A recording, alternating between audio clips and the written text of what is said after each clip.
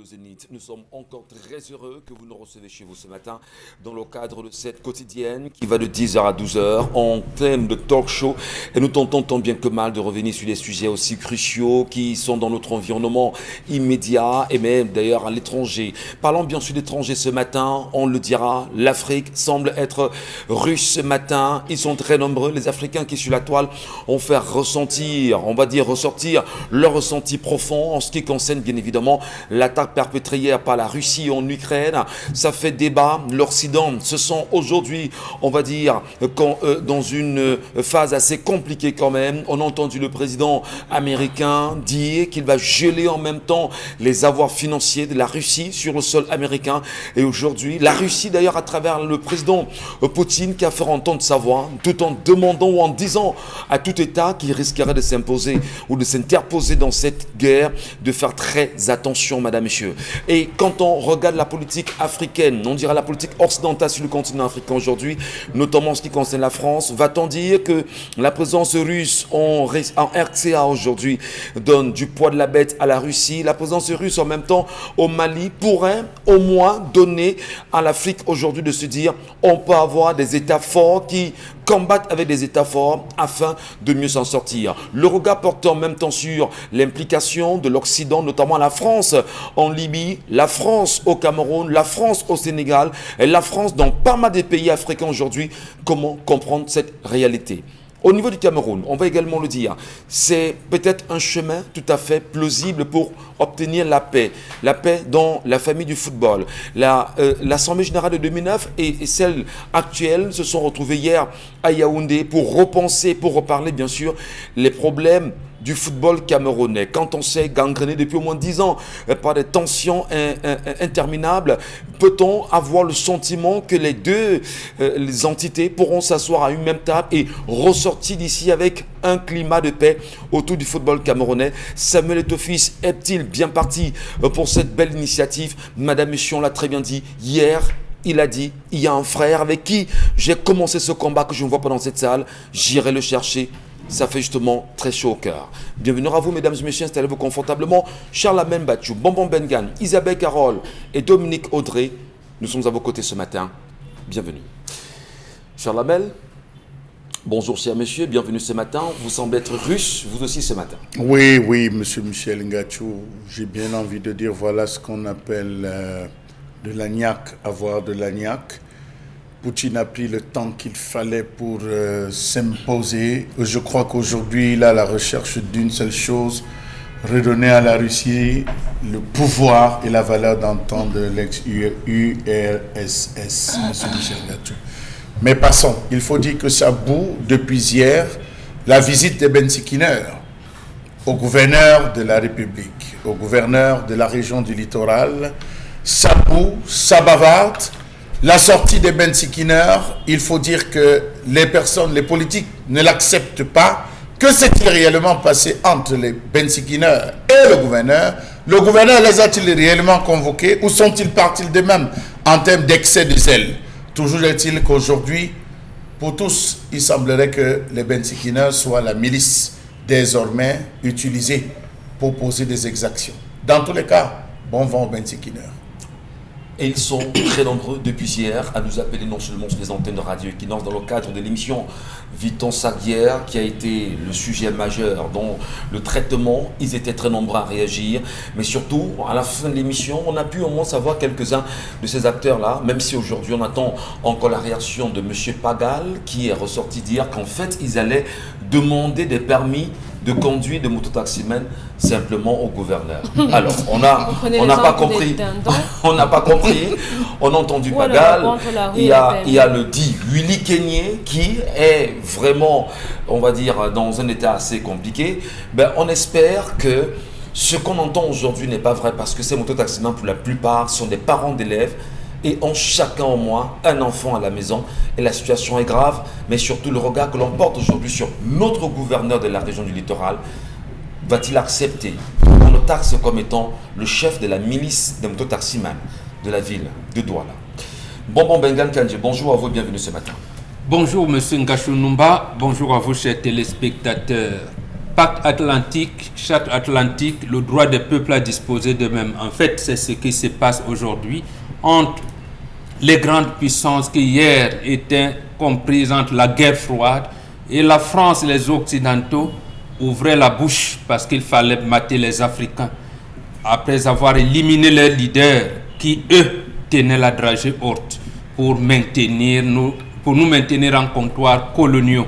Aujourd'hui, quelqu'un ose parler fort et nous le soutenons dans ce cas. Ce n'est pas que nous soutenons la guerre, mais nous soutenons parce que Sarkozy s'est allié de l'OTAN pour tuer Kadhafi et porter le désordre en Libye, alors que les chefs d'État africains étaient réunis en Guinée équatoriale. Personne n'avait osé lever le petit doigt.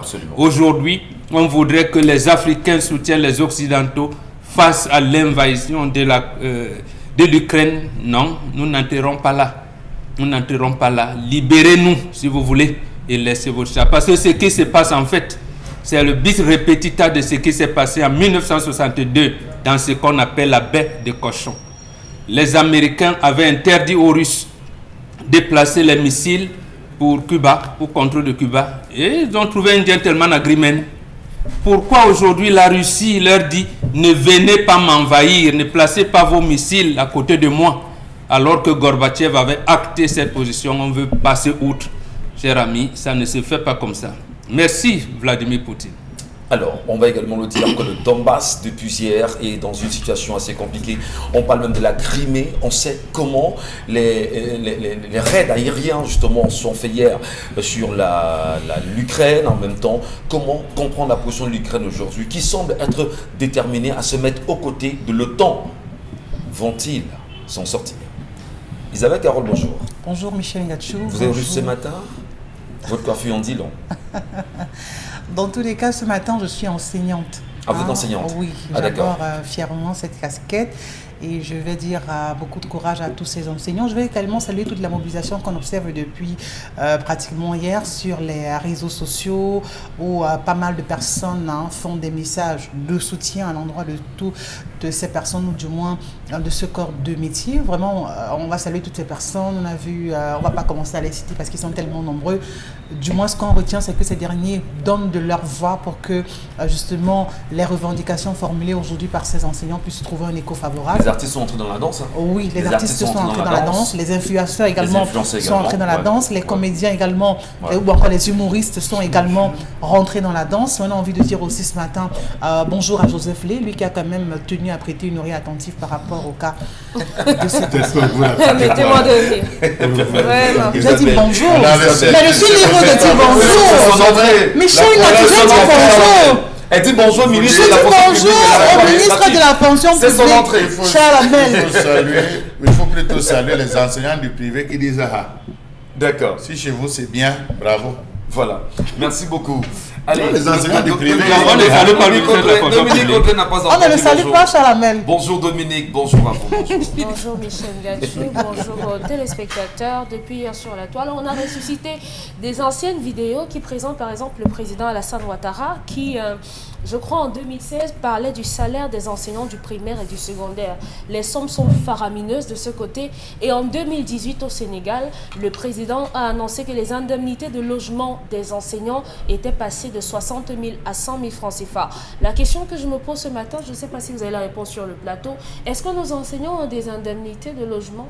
Mais vous voulez qu'on revienne encore sur le chapelet de revendications qu'ils ont mis au devant face au gouvernement camerounais? Bon. Et dire que le fameux réveil, le sursaut dont parle Isabelle, vraiment, le monsieur qui a eu son dossier, qui est entré comme par hasard, comme par magie seulement aujourd'hui parce que Facebook a parlé et que les médias ont parlé, il y en a d'autres, il n'est pas le seul et surtout il faudrait qu'il ait son rappel. On en reparlera tout à l'heure avec Dominique Audrey. Pas de make-up, pas d'enfumage. Merci beaucoup madame, merci à vous messieurs, merci de recevoir chez vous, c'était un plaisir. Dans un instant l'histoire de ce matin, comme Dominique Audrey sait bien le faire, on l'écoute, on l'entend et on analyse. Bonjour à vous sur le plateau, je suis l'aînée d'une famille. J'ai quitté la maison familiale il y a quelques années. Ma petite sœur âgée de 21 ans, elle a un enfant de 8 mois sous la main. Le bébé est baptisé, ma sœur également. Et ma sœur est confirmée à l'église catholique depuis plusieurs années. Elle avait commencé à raconter des choses comme quoi la Bible interdit un certain nombre de choses, mais malheureusement, lorsqu'elle va à l'église, dans cette église catholique-là, elle se rend compte qu'on pratique des choses qui sont interdites dans la Bible. Conséquence, elle a décidé de ne plus aller à l'église catholique.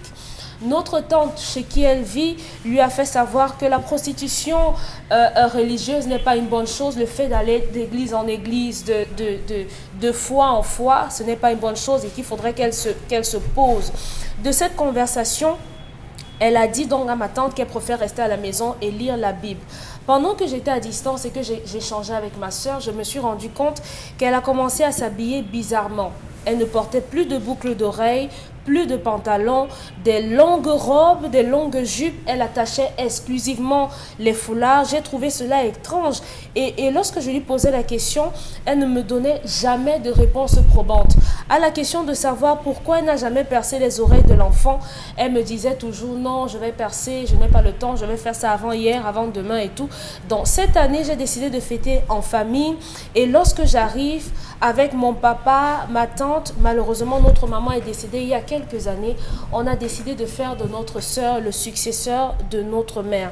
Sauf qu'elle a été désignée héritière et aujourd'hui le problème... Oui, bon, on dit héritière ou successeur? Ok, successeur de notre mère. En fait, co-héritière. Oui. Elle dit que la femme doit se vêtir dignement.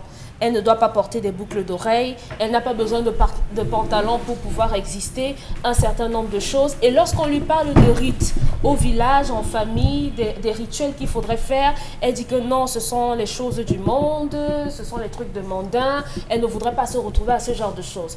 Maintenant, son grand frère qui nous envoie l'histoire nous pose la question de savoir quel est en réalité le rôle lorsqu'on succède à un parent dans la famille et maintenant que celle-ci a été désignée comme successeur, lorsqu'il faudra faire des rituels et qu'elle ne va pas le faire, quels sont elle occupe quel rang dans la famille? Elle est arrière-grand-mère, elle est grand-mère. Elle a le rôle de la mère. Elle a le rôle de la mère. La mère.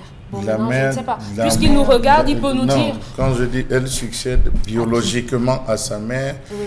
ou elle remplace la mère de la famille, parce qu'il faut bien faire la distinction. Le distinguo, parce que... Lorsqu'on il- succède, on remplace, non, c'est la mère. Non. Oui, ce qui demande. Je demande, est-ce que c'est précisément, sa mère à elle biologique? biologique ou la mère de la La mère, famille? oui, Ah, d'accord, je comprends. non, la mère de la descendance, de leur descendance, la descendance de ses parents, ou celle de mère toute biologique. la famille. Il faut savoir quelle est Ok. la Donc, position. puisque le frère nous regarde, il pourra nous dire. Mais peut pas puisqu'il a dit complément d'info.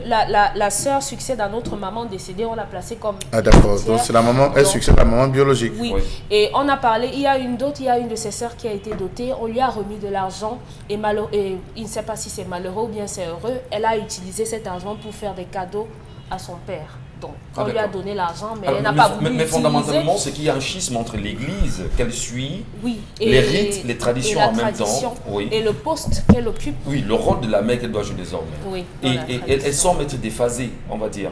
Elle a fait son choix. Elle a fait son choix, c'est de suivre Elle l'Église. dit en qu'elle ne réalité. veut pas, oui, Ouais. que ce sont les trucs du monde, ce sont Ouais. les mondains, elle ne Mais elle veut pas prend ci, l'argent des elle trucs ne- du monde pour faire des paquets.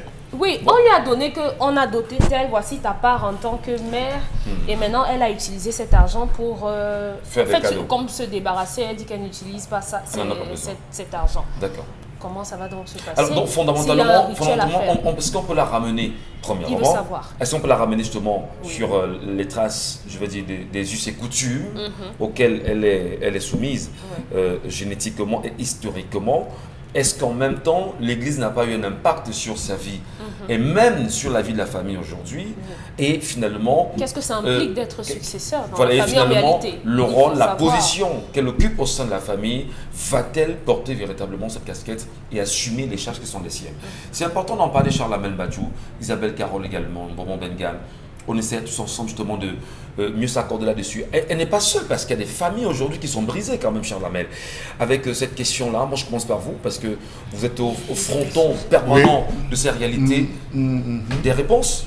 Monsieur Michel Ngachou, je vais d'abord commencer par cette histoire d'un chef traditionnel qui avait eu la malchance d'avoir une mauvaise épouse qu'il a entraînée dans une église de réveil. C'est une histoire connue, je ne vais pas citer la communauté. Il a tout abandonné il a brûlé tout à la chefferie. Il est parti dans l'église de réveil. Il marchait en disant Yeshua, Yahweh, Yahweh, Yahweh. Monsieur Michel Ngachou, lorsque l'heure s'est fait sentir, il n'a pas eu besoin de revenir. Il a été frappé comme il se devait. Il est rentré à la chefferie. Il a commencé à reprendre pratiquement, on va dire, son rôle. Deuxième cas, c'est l'histoire d'un monsieur qui était témoin de Jéhovah. Je vous prends encore cette histoire. Il était témoin de Jéhovah. Alors, c'est à lui qu'on remet la succession. Il prend la succession. Il dit, je ne m'en fous. Il descend, il construit dans la case des crânes, toujours à l'Ouest Cameroun, c'est une histoire connue, il construit la case des crânes. Il fait lisser le sol, il lisse le sol là où il y avait les crânes, il lisse le sol, il met il crépit tout, il s'en va, il dit terminé, aujourd'hui que j'ai la possibilité, Yahweh, Yehova va entrer dans la maison. 2 jours après son départ, il tombe aveugle. Comme tu as fermé là-bas, on te ferme les yeux. Il est devenu aveugle, il est rentré, il a dit qu'il ne bouge pas. On lui dit que c'est ça, viens casser. On a fouillé, on a cherché, c'est toi qui dois venir casser. Il dit, je ne viens rien. C'est Yehova qui a voulu que je sois comme ça, je vais rester comme ça. Il a traîné comme ça pendant 8 ans. Un beau matin, il a dit, si je pars et je fais, qu'est-ce qui va m'arriver? Il est parti, il a cassé. 2 jours après, il a retrouvé, il a vu.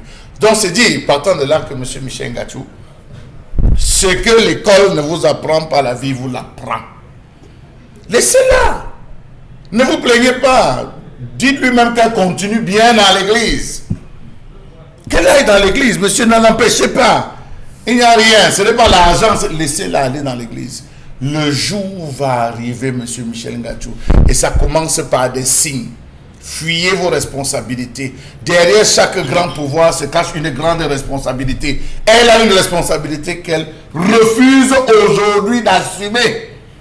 Le rôle d'une mère, c'est quoi? Rassembler, conseiller, veiller, organiser, monsieur Michel Ngachou, organiser la famille.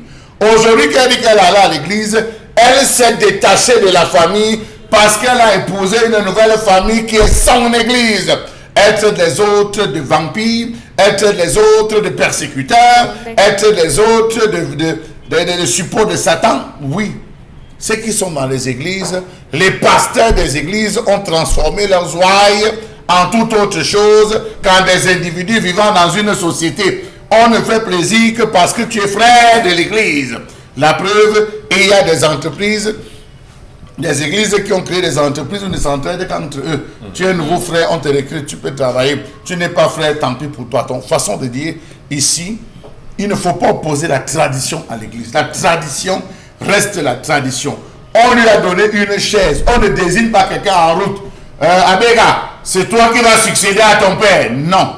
Il y a un rituel précis de succession. La personne est assise. Il y a une consultation. On vient te dire, comme tu vois là, Isabelle Carole, sache que tu es notre mère. Avant de te le dire, il y a des façons de t'appeler. Maman, grand-mère, tu sais que tu es ma belle-mère, non?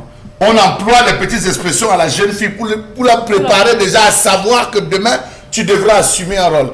Lorsque vous avez quelqu'un qui ne parvient pas à s'inscrire dans cette logique de la famille, eh bien, monsieur Michel Ngachou, ne courez pas. L'heure va arriver. Ça va être des avertissements. Ça pourra être un paludisme. Ça pourra être des maux de tête conséquents. Ça pourra être qu'elle ne va pas enfanter. Ça pourra.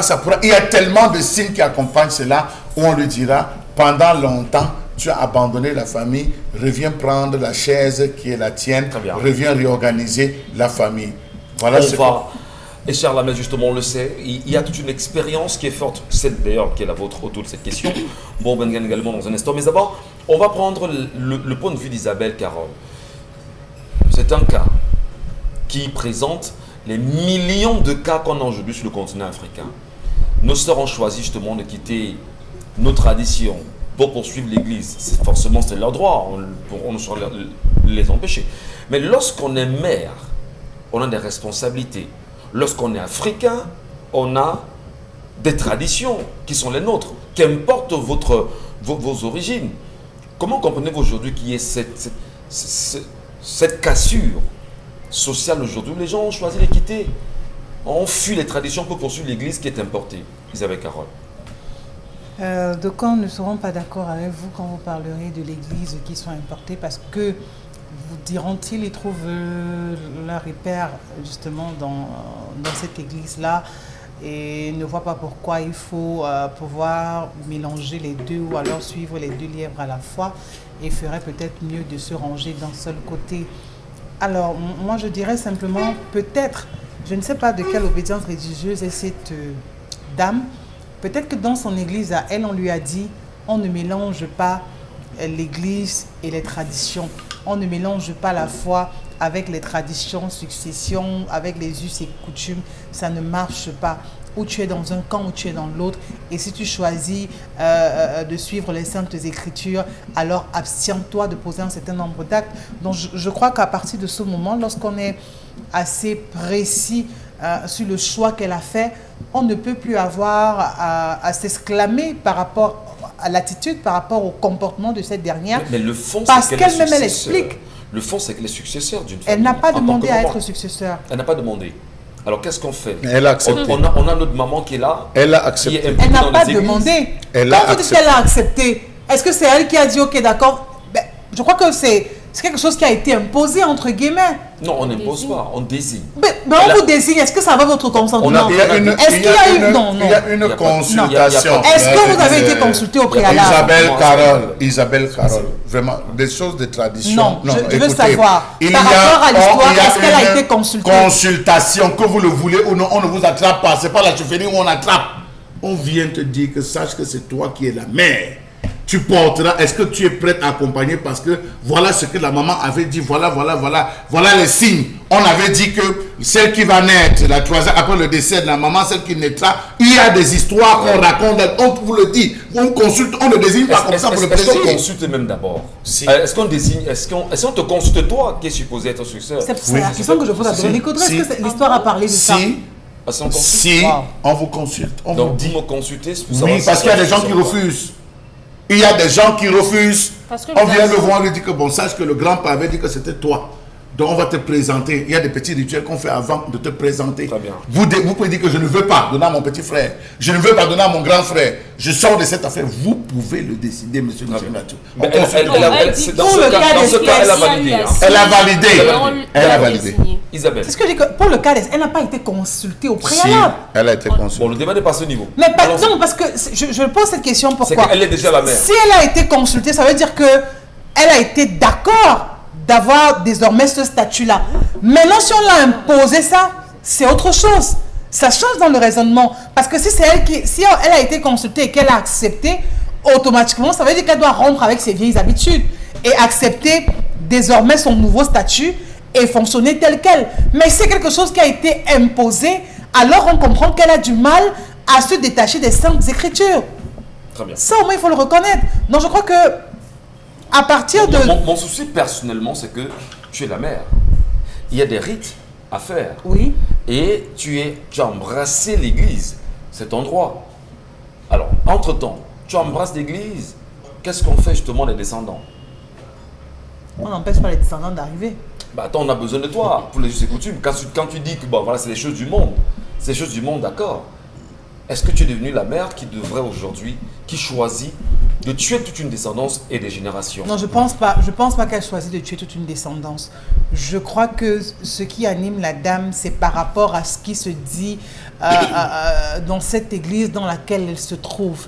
C'est ce qu'il faut dire. C'est pas qu'elle tue une descendance. C'est que là-bas, on lui dira, par exemple, que pour protéger ta descendance, par les prières, tu peux arriver à tout. Et elle aussi de croire à ça. D'accord. Oui, elle aussi de croire à ça, de lui dire non, écoute, tu n'as pas besoin de terre, de mélanger ci ou ça. Vraiment, si tu es à la foi, si tu y crois, si tu fais nos prières, si tu te comportes tel quel, tu n'auras pas à venir devant un crâne pour faire tel ou tel autre rite pour avoir une suite favorable par rapport à un vœu ou quoi que ce soit. Donc, je dis maintenant, peut-être qu'il faut qu'il y ait une assise familiale. Moi c'est mon humble avis, au cours de laquelle... Pour la déshériter, c'est ça? Non, au cours de laquelle elle pose clairement le problème et dit « Ok, d'accord, je suis maman et tout, mais vraiment, entre l'église à laquelle j'appartiens et aujourd'hui le statut que vous me demandez d'occuper dans cette famille, j'ai du mal à pouvoir dissocier. Ou alors, est-ce qu'il faut harmoniser les deux pour qu'elle retrouve l'équilibre ou rompre totalement avec l'autre côté? Là, vraiment, de commun accord avec la famille, ils arrivent à une synthèse. Qu'est-ce qu'on Non, peut ce qu'il y a lieu de faire, non, je veux Permettez dire, cela, ce un qu'il y a instant, lieu de un faire, instant, c'est un ces instant. assises Elle tape juste le dos de la personne qu'elle aura choisie, elle va déléguer. On connaît quelqu'un qui a tapé le dos, et est revenu dire après qu'il veut. Non, mais c'est ça que je sais, elle tape le dos, puisqu'elle ne veut pas assumer pour le moment, elle tape le dos en disant je délègue à tel, elle tape le dos et la personne continue. Bonbon Mbengue, qu'est-ce qu'on peut pour cette femme aujourd'hui? Qu'est-ce que vous dites aux frères qui posent le problème? D'abord, je pense qu'il y a une nécessité de clarifier deux choses. Oui.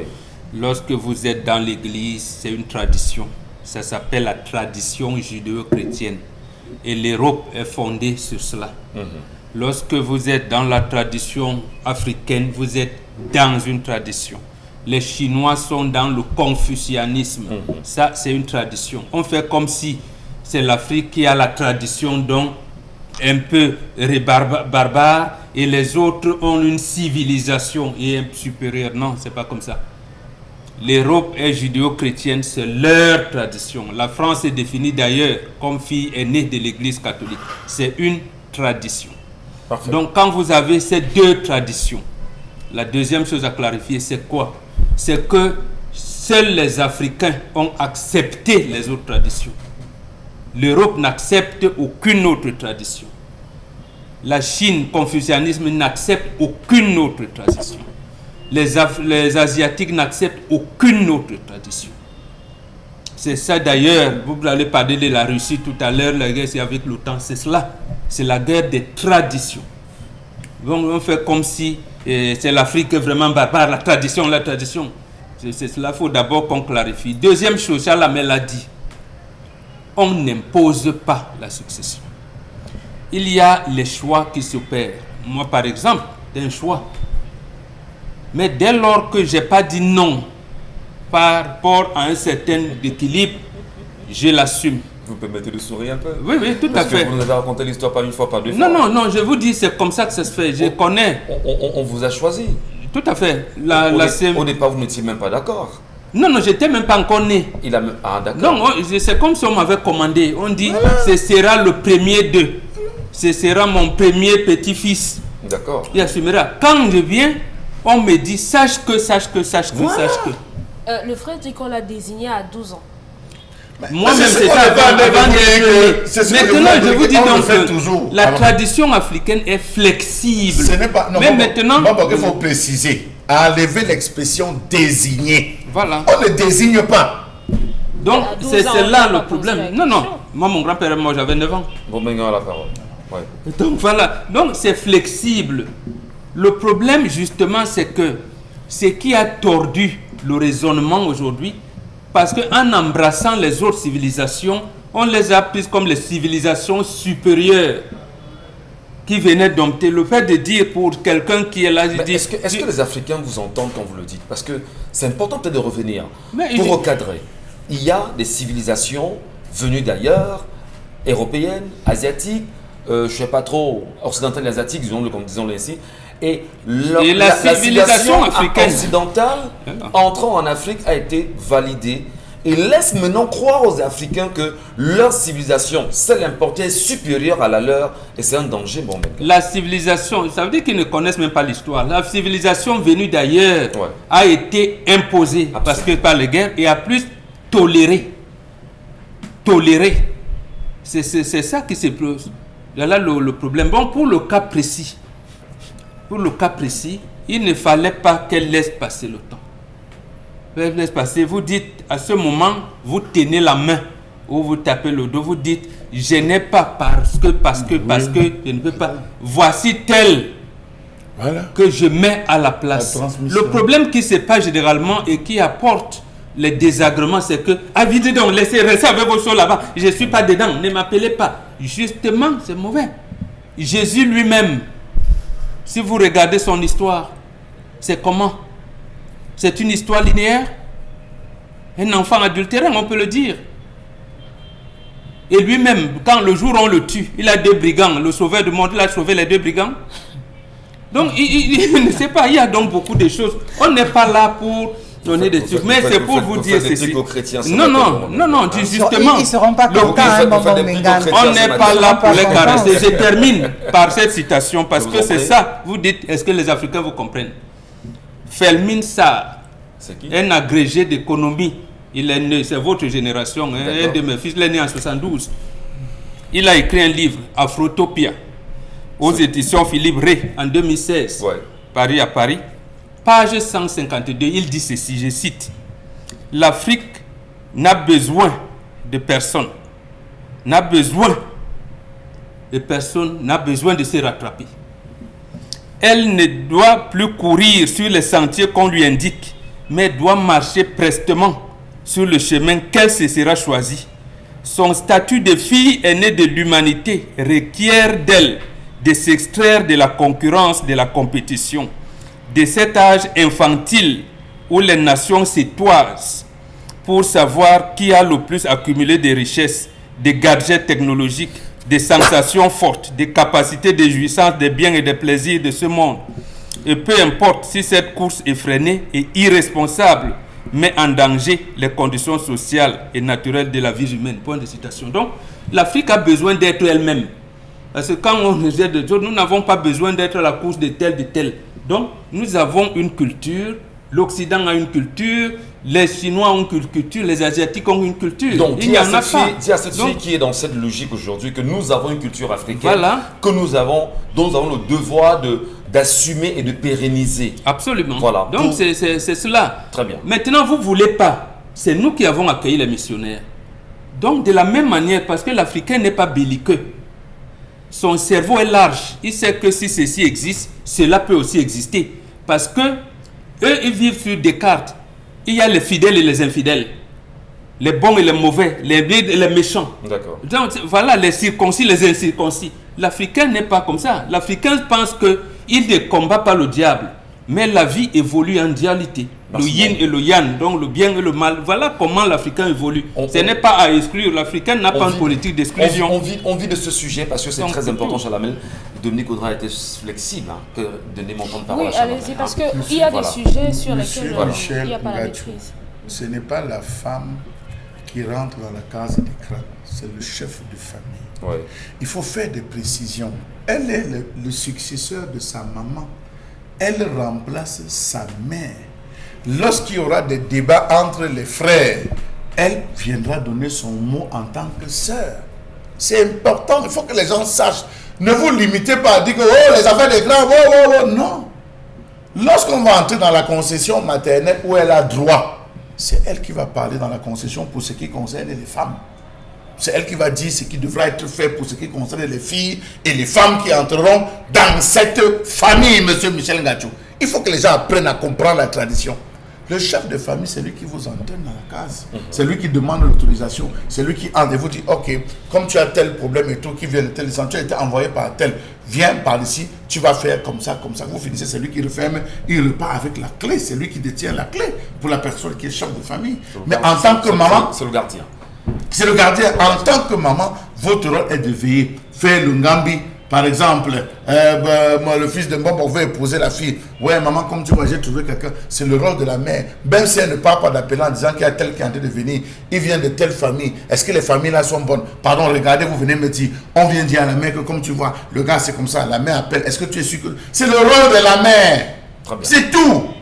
Maintenant, on va dire que oh, les histoires des clans, oh, c'est ceci. On vient donner, c'est normal, le transport de la belle-mère. On vient donner de la mère. On vient donner. Quand on vient présenter le sel, l'huile, c'est des choses qui ne manquent pas. C'est ce dont elle a droit. Pourquoi est-ce qu'elle prend? Parce qu'elle est la mère. Absolument. Alors pourquoi lorsqu'il faut jouer le rôle de la mère, lorsqu'il faut avoir les subsides de la mère, tu prends? Au moment où on dit qu'il faut venir, tu dis non, les choses là, c'est les choses du monde, mon frère. Merci infiniment, cher Label. Merci également aux uns aux autres sur le plateau pour vos nombreuses analyses quand même sur la question, en espérant que les Africains qui nous regardent ce matin ont compris l'un des éléments fondamentaux. Merci beaucoup. J'arrive enfin, Dominique Audrey, heureusement vous êtes à ma droite, pour m'aider de temps en temps. Évoqué par Mbombo Mbengue sur la question, il faudrait que les Africains comprennent que nous, Africains, nous avons une civilisation africaine. L'Europe a une civilisation, si vous voulez, l'Occident a une civilisation occidentale. Alors, judéo-chrétienne, merci beaucoup. Vous êtes vraiment à ma droite. Et au-delà, à la droite du Père. Et au-delà, justement, il faudrait que les Africains comprennent que nous avons notre identité, notre civilisation, que nous devons protéger, dont nous devons en être jaloux et restituer aux générations à venir comme étant le plus bel héritage. On n'a rien contre les églises, mais ouvrons nos sèvres.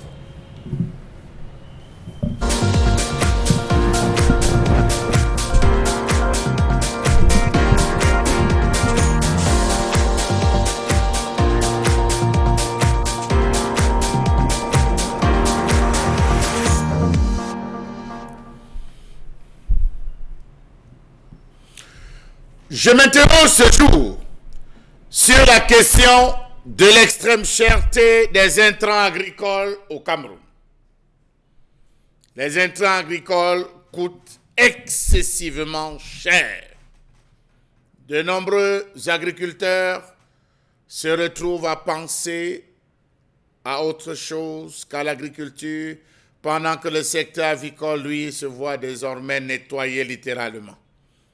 Comment comprendre que de nombreux programmes d'ajustement structurel en Afrique subsaharienne ont supprimé de nombreux monopoles d'États qui, dans le passé, finançaient la production et contrôlaient l'achat, la transformation et l'exportation des produits agricoles? Comment comprendre que le marché des intrants soit devenu la magie, comme disent les paysans pour parler trivialement? C'est la magie. Assister un agriculteur avec les intrants agricoles ne demande pas d'être politicien, pasteur, enseignant, fonctionnaire, mais juste avoir la volonté de contribuer au développement de son pays. Rares sont les négociants qui proposent des intrants à crédit compte tenu des difficultés de remboursement. Or, avant la libéralisation, les engrais, pesticides et semences étaient fournis aux agriculteurs, généralement à titre gratuit par des agences d'État ou par des coopératives officielles. Ces agriculteurs payaient plus tard pour ces intrants, opération qui se faisait au moyen des déductions pratiques au moment de l'achat de la récolte. On l'a vu avec les GIC, c'était très facile, ça se gérait facilement. Aujourd'hui, avec la mort de ces différentes associations, le paysan abandonna lui-même. Poussé par les bailleurs de fonds, notamment la Banque mondiale et le Fonds monétaire international, le Cameroun a dû cesser de financer les intrants agricoles, ce qui a rendu moins compétitif ce marché, ces produits sur un marché international concurrentiel où les agriculteurs et les agricultures occidentales sont fortement subventionnés. Le litre d'herbicide systémique est passé de 2400 francs en mai 2020 à pratiquement 4500, 5000 francs CFA aujourd'hui. Le sac d'urée est passé de 16 000 en mars 2020 pour 32 000 francs CFA et un peu plus aujourd'hui. Le sac d'engrais Yaramila, complexe de 10 500 à plus de 15 000 francs CFA aujourd'hui. Ont-ils oublié que la flambée des prix des intrants menace la sécurité alimentaire? Ont-ils oublié que le prix élevé des engrais pourrait exercer des pressions inflationnistes sur les prix des denrées alimentaires, aggravant les problèmes de sécurité alimentaire à un moment où la pandémie de la Covid et le changement climatique rendent l'accès à la nourriture plus difficile? Savez-vous que l'amélioration de la productivité des exploitations agricoles passe par l'utilisation des engrais et autres pesticides? Malheureusement, du fait d'une taxation jugée excessive des intrants agricoles, les paysans camerounais ont du mal à s'en procurer. À titre de comparaison, au Maroc, les frais de dédouanement des pesticides à l'import sont de 2,5% de la valeur, contre 15% au Cameroun. Selon les distributeurs des produits phytosanitaires, le poids de la fiscalité sur les intrants agricoles atteint souvent le seuil de 40%. Inimaginable, mieux incroyable. Comment comprendre qu'un sac d'engrais soit passé de 15 000 à 40 000 francs CFA? Évidente catastrophe, car sans l'engrais, la production risicole est nulle et les riziculteurs ne peuvent pas s'offrir un sac d'engrais à ce prix. Pendant ce temps, le sac riz paddy est vendu au prix dérisoire car les Nigérians ont été interdits d'acheter les riz de la sèmerie par le Mincommerce. Pourtant, c'est l'unique consommateur de riz. On se retrouve donc, prenant ces différents exemples, pour dire qu'à partir d'aujourd'hui, cette affaire d'intrants agricoles, on regarde juste avec les yeux parce qu'on n'a plus les moyens. Que va-t-on donc produire si on n'a pas de pesticides? Parce que les intrants coûtent excessivement cher. Ils sont passés du simple au triple. La question non seulement fait débat au sein de la famille des agriculteurs camerounais, et le regard porté sur le Minader aujourd'hui de savoir exactement quelles sont les politiques menées autour de la question justement de ces intrants pour permettre et donner l'occasion aux agriculteurs de poursuivre au mieux leurs activités champêtres, si on va le dire aujourd'hui. le regard que chaque Camerounais porte en même temps sur les politiques agricoles. Comment peut-on expliquer que ces intrants deviennent de plus en plus chers, que l'on passe d'un prix connu au double et même parfois au triple à certains endroits? Au dédouanement, M. Michel Ngatou, au Maroc, c'est 2,5%. Dédouanement seulement. Au Maroc. Des intrants. Au Cameroun? Au Cameroun, c'est 15%. M. Michel Ngatou. Alors, donc, ça veut dire qu'il y a une politique mise en place pour tuer l'agriculture au Cameroun. Pourtant, on s'en souvient, bon, Ben Ga, il y a quelques temps, le chef de l'État, Paul Biya lui-même le disait, aux Camerounais et aux jeunes d'ailleurs, que la terre ne ment pas. La terre ne ment pas. Lui-même agriculteur, aujourd'hui, il faut le rappeler, hein, parce qu'il est le modèle de l'agriculture, fondamentalement. Comment expliquer que les intrants, de 2,5% au Maroc, au Cameroun, on a 15%? Est-ce qu'on n'a pas toujours l'impression qu'on fait tout pour affamer les Camerounais et faire un peuple de mendiants? Non, ce n'est pas une impression, c'est la réalité. Donc vous dites la vérité. Paul Biya le dit en 2011. À ce moment-ci, en 1983, il était en train de préparer le comice agro-pastoral de Bamenda. Oui. Voilà, et il savait bien que les comices agro-pastoraux se tenaient tous les 5 ans. Après, celui de Bolivar est venu après combien d'années? Plus de 15 ans après des autres comices. Il allait même dire 20 ans, plus de 20 ans. Donc, quand lui-même, j'allais dire, détruit le calendrier des comices agro-pastoraux qu'il a suivi étant au cadre d'administration, Premier ministre, ministre d'État, secrétaire de la présidence de la République, tout ce que vous savez, ça veut dire quoi? Ça veut dire qu'en fait, il nous amène dans une situation de pourrissement où, s'il avait la possibilité, il aurait même changé les cours qu'on vous donne à l'école. Parce que tout le monde, même à notre époque, j'ai entendu mes petits-enfants le dire, le Cameroun est un pays agricole. Le Cameroun est un pays agricole. Tout le monde, même mes parents, apparemment, l'un disait la même chose. Mais comment se fait-il que 95% des Camerounais sont dans l'agriculture et les Camerounais meurent de faim? 5% de Français seulement sont dans l'agriculture. La France mange à sa faim et exporte ses produits agricoles.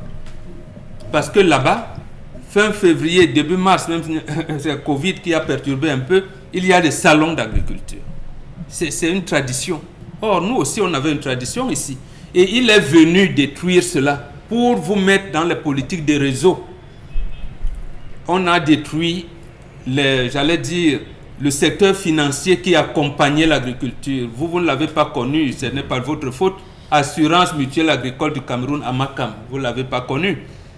Le crédit agricole du Cameroun, vous ne l'avez pas connu. C'est une belle vanne que vous nous faites. Oui, mais tout à fait. C'était pour vous montrer comment, justement, la politique du renouveau, que vous dénoncez souvent avec, j'allais dire, avec prestance, et que je soutiens, a détruit ce secteur. AMACAM n'existait plus, la société des Camerounais de banque n'existait plus, il y avait Crédit Agricole a été détruit par qui on sait, ainsi de suite, ainsi de suite. Fonader a été détruit, donc c'était le fonds de développement du secteur rural, donc c'était la banque agricole. Donc vous avez beaucoup de structures comme ça. L'Office national de commercialisation des produits de base, le NCPB, a été détruit, la Midevive a été détruite. Et pourquoi? Et leurs employés n'ont jamais été payés jusqu'à aujourd'hui, malgré qu'on ait procédé aux liquidations. Mais là, vous faites un tableau qui est quand même... Oui, mais c'est pour que vous compreniez. C'est un tableau qui fait peur quand même, bon, Ben Ga. Non, vous vivez les conséquences des problèmes. Donc, puisque notre génération a échoué, oui, il faudrait au moins qu'on vous dise là où on a échoué, pour que au moins vous ayez la possibilité. Parce que nous, on a échoué. On ne peut pas. Vraiment, c'est avec les larmes aux yeux que je vous le dis, que mes enfants, vraiment... Nous, on a été paresseux, faibles, on a même été méchants. Donc, on vous laisse un pays comme si c'était le désert. Mais, on vous dit toujours pays agricole. Et nous, on a donc fait quoi? Pour que vous commenciez par là et vous propulsez rien. On a tout détruit. Et ça a été détruit samedi, le 18 juin 1983. Samedi 18 juin 1983. C'est le jour là où le Cameroun a pris l'option d'être affamé. Si on rentre dans l'histoire aujourd'hui, mesdames et messieurs, si on rentre justement dans cette date du samedi 18 juin 1983, parce qu'en réalité, vous êtes très nombreux de regarder. Cherchons les archives et savoir exactement ce qui a été fait afin que le Cameroun choisisse d'être affamé aujourd'hui. Doit-on rester muet devant une telle situation comme Isabelle Carrosse? Quand on sait qu'aujourd'hui, on vous parle du Cameroun comme étant le grenier de la sous-région Afrique centrale aujourd'hui, et qu'à côté, qu'on se rende compte qu'on est dans un clivage incroyable avec les importations, incapable de produire suffisamment sur place, mais capable d'importer.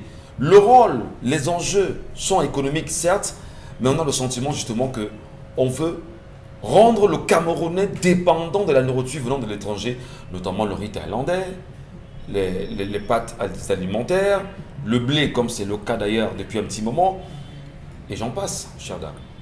Je crois que c'est pas qu'on veut, c'est qu'on le fait même déjà. C'est-à-dire que on a déjà imposé ce rythme-là à tous ces Camerounais de se tourner vers ces produits qui viennent plutôt de l'extérieur parce qu'on ne fait rien pour pouvoir supporter ces derniers. Je crois qu'on a une mauvaise politique d'accompagnement des agriculteurs. Ça, je crois que c'est la question fondamentale, ou alors c'est le problème fondamental que ces derniers ne cessent de relever, parce que en amortissant le coût justement de ces intrants et tout, je crois que ça facilite et ça encourage ces derniers à persévérer justement dans ce secteur agricole qui est d'abord tellement miné de problèmes. Ça, il faut le dire. Aujourd'hui, être agriculteur aujourd'hui au Cameroun n'est pas chose aisée parce qu'on fait face à tellement de difficultés. L'accès à la terre, d'abord, qui est une équation trop compliquée à résoudre, les problèmes des routes, écouler les marchandises et tout. Et si à côté de ça, il faut encore ajouter les coûts exorbitants de ces intrants et avoir d'un côté un discours du chef de l'État qui contraste totalement avec ce qui se passe sur le terrain, mais on a envie de dire de qui se moque-t-on? Quand il demande aux uns et aux autres de retourner à la terre parce que la terre ne ment pas, oui, on est d'accord, mais il faut un minimum au moins d'accompagnement. Parce que ce qu'on fait dans nos villages et tout, c'est tellement archaïque, c'est dépassé, ça il faut le dire, c'est révolu. On ne devrait plus aujourd'hui être encore à ce niveau d'agriculture qui se fasse de manière aussi archaïque. Donc je crois qu'il faut, et ça il y a suffisamment de moyens, pouvoir au moins faire dans la subvention pour être un peu plus efficace, pouvoir les accompagner, rendre les coûts un peu plus accessibles. Et je crois que là, ça ne demande pas les yeux de la tête. On sait quand même qu'ici, le ministère de l'Agriculture et du Développement Rural a des programmes mis en place quand même pour pouvoir donner un sens à l'obtention de ces intrants quand même. Dominique Audrey, les politiques, on se pose encore la question aujourd'hui, dans cette colère exprimée, quelle vision ou encore quelle appréciation vous en faites ce matin? J'ai mal. En tant que cultivatrice. En tant que cultivatrice, ouais. Vous vous rendez compte que vous étiez loin de la réalité. Agriculture. Voilà, si vous voulez. Mais de cultivatrice. De l'agriculteur. Moi aussi, je tiens là-haut. Hein, oui, bon, oui, c'est ça que je dis, agriculteur. Voilà, en tant qu'agriculteur, c'est. On étouffe. Ouais. On étouffe parce que cette activité en elle-même est difficile. Aujourd'hui, on a des problèmes avec des changements climatiques qui déjà ont un impact sur les productions qu'on peut avoir. On a des endroits où les sols ne sont pas fertiles. Conséquence, on est obligé de faire recours à des fertilisants. Lorsque vous arrivez dans un magasin où vous avez besoin d'acheter justement ces intrants que constituent les fertilisants, les semences, les plants et tout, lorsque vous avez la chance d'en trouver, le prix est faramineux. Charles Hamel a parlé de 40 000, mais à certains endroits, ça coûte encore plus cher. Encore plus cher. Conséquence, aujourd'hui, on est obligé d'acheter des excréments d'animaux en contrepartie. Des fientes de poulet, des fientes de porc et tout, pour pouvoir engraisser le sol. Mais sauf que on a besoin d'insecticides. Parce que lorsque vous faites la banane plantain, par exemple, lorsqu'on ensemence le sol, il y a le fongicide à mettre avant de mettre la banane dans le sol. Absolument. Lorsque vous n'en avez pas, la conséquence immédiate, c'est que cette semence-là, ce plant-là va être rongé et votre bananier ne poussera pas. Il n'y aura pas. À côté de ça, on a des escargots qui bouffent les feuilles de bananier. Et dites-vous bien que si les feuilles de bananier ne sont pas là, ou bien sont bouffées par des insectes, ça ne va pas pousser normalement. Donc aujourd'hui, les agriculteurs sont aux abois parce qu'ils n'ont pas de quoi faire. On ne s'en rend peut-être pas compte, mais cette agriculture permet aujourd'hui de faire à ce qu'on n'ait pas des Camerounais dans la rue qui crient aux abois, qui crient qu'ils ont faim. Mais comment? Parce que s'il faut encourager les gens à aller se remettre justement dans l'élevage, dans l'agriculture, tant pour moi, il y a des politiques quand même mises en place. Oui, qu'on devrait mettre en place, comme dans d'autres pays. Au niveau justement des intrants, qu'on ne parvient pas à obtenir, ou du moins dont les prix sont onéreux sur le marché, je veux qu'on s'accorde quand même que c'est la preuve par 1,5 milliard que on ne veut pas que vous... Mbambok prend l'exemple... Que vous allez de l'avant avec l'agriculture. Mbambok prend généralement l'exemple ici de... Il y a eu un séminaire où on a décidé que l'Afrique ne ferait pas de culture. On a tué l'agriculture pour favoriser l'agriculture ailleurs. On vous prend... Il a pris l'exemple en disant, en France, il y a une poignée d'agriculteurs qui nourrissent tout un pays. 5% de la population 5% nourrit plus de 60 millions de gens. De personnes. Qui exportent. Dans tous nos villages, on a des gens qui pratiquent cette agriculture. Ce qui fait qu'on est largement au-dessus des 5%. Mais malheureusement, on n'arrive pas... que tous ceux-là sont dans la polyculture. Voilà. Polyculture. Oui, polyculture. On multiplie les plantain cultures, ici, soja plantain, là-bas, et margot, tout ça, c'est la polyculture. Et tout. Nous sommes dans la monoculture. Et jusque-là, on n'arrive pas à remplir notre assiette. Donc, il faudrait qu'au ministère de l'Agriculture, on essaye de travailler avec les producteurs locaux. C'est la seule demande. Aujourd'hui, on évolue en rang dispersé. Pourtant, si on avait une synergie ou bien une sorte de coordination, on saurait quels sont réellement les besoins. Aujourd'hui, lorsqu'on donne des intrants aux agriculteurs, sachez-le, il y a une échéance. Il y a certainement une échéance, on a envie de positionner un tel ou un tel, on vient là en sapeur-pompier, on vous présente, on vous donne des intrants, on vous donne des brouettes, on vous donne des bottes et tout. Sauf que lorsque vous partez pour 1 hectare de terre ou bien 2 hectares de terre, un sac d'engrais ne suffit pas. Il faut beaucoup plus. Donc on ne veut simplement pas les dons. Aujourd'hui, on voudrait avoir la possibilité, avec les résultats de notre production, d'acheter les intrants nécessaires pour pouvoir travailler sur nos sols. Je ne sais pas exactement où le ministre Gabriel Mbarobe se trouve en ce moment, au moment où nous parlons bien évidemment de cette question très urgente pour le commun des Camerounais concernant les intrants. Quand on sait exactement qu'il est le